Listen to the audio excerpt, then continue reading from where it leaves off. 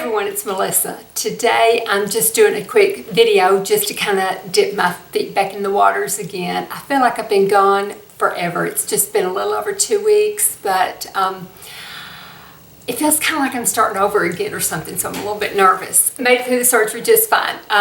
First of all, I wanted to say thank you so very much for all the cards, the letters, the prayers, especially the prayers and the well wishes and the thoughts when things got painful, when things got tense, when I got scared.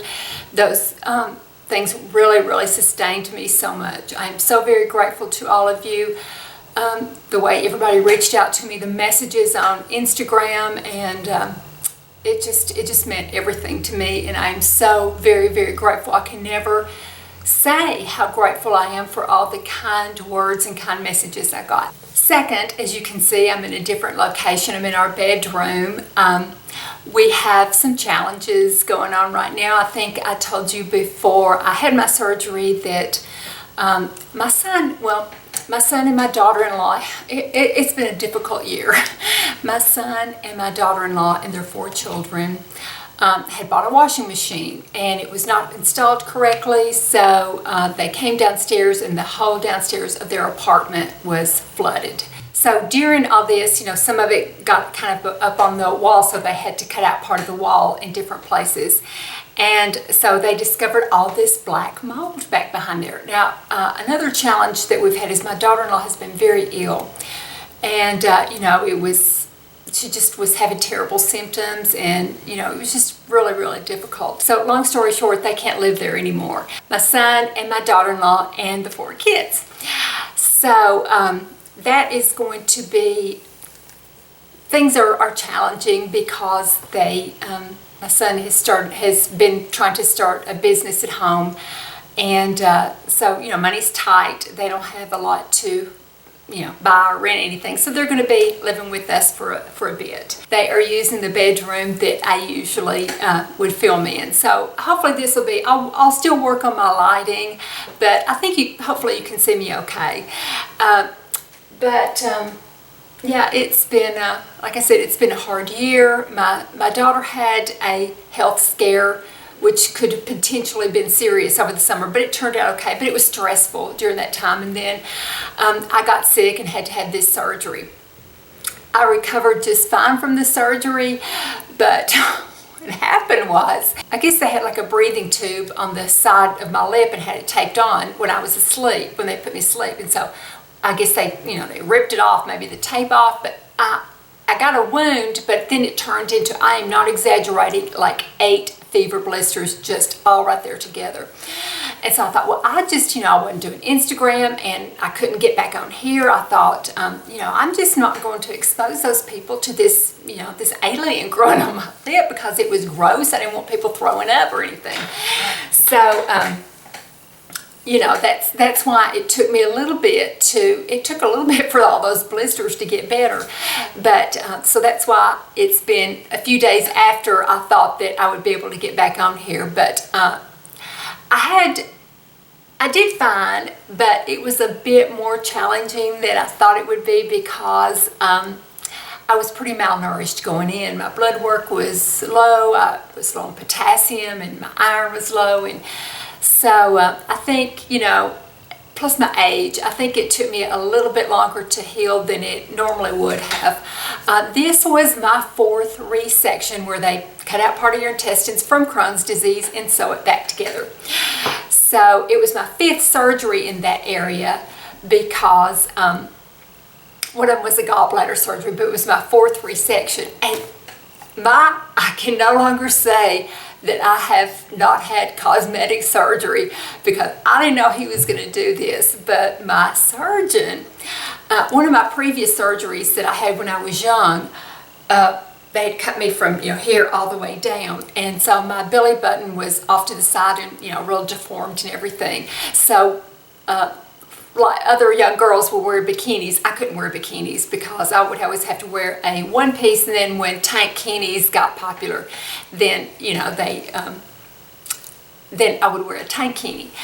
So I did not know he was going to do this, but he fixed my belly button. He lined up the belly button and opened it up, and then did the incision kind of curved around it over to the side.